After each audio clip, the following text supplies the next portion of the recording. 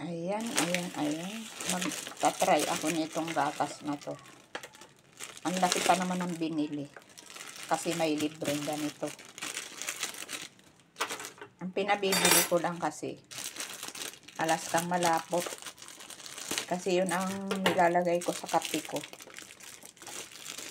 Kasi ang gusto kong kape, ayaw ko na ng 3-in-1. Kasi parang wala ng lasa yung dati namin binibiling brand. Mula nung umuwi akong Bicol, ayaw ko na nun. Ayan, may libre. Tapos ito naman, hindi nasira ang tiyan ko dito. Kasi nanghingi kami nito sa kapatid ni Emily. Meron kaming pagkain, avocado ata yun. Wala kaming gatas kasi nasira ang tiyan ko sa gatas. Kaya hindi talaga kami na bumibiling gatas. Yung dati namin no na Bird Street, tumigas lang eh. Ngayon, nanghingi kaming ganito sa kapatid niya, hindi nasira ang tiyan ko.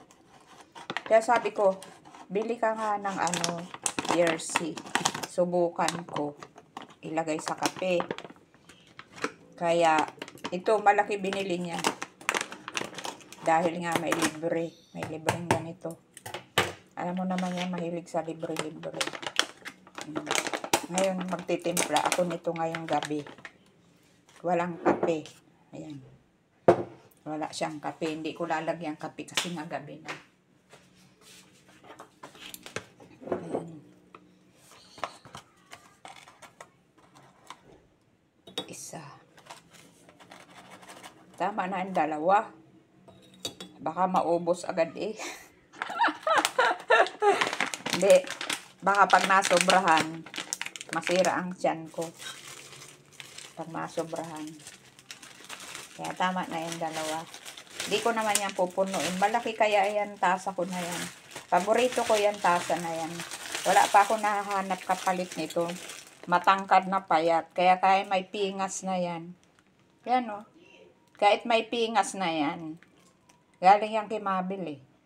Kahit may pingas na siya, paborito ko pa siyang gamitin. Kasi nga, mataas. Matagal lumamig ang, dyan, gatas. Ay, kape.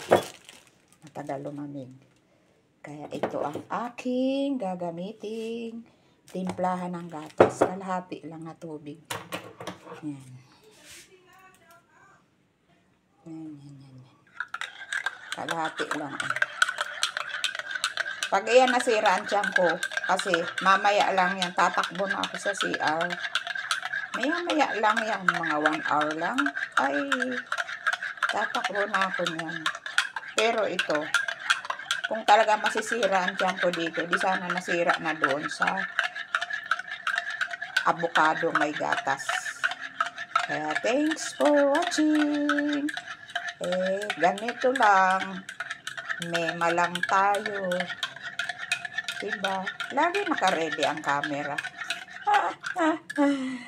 Ay, inday. Aray ko. Alam mo.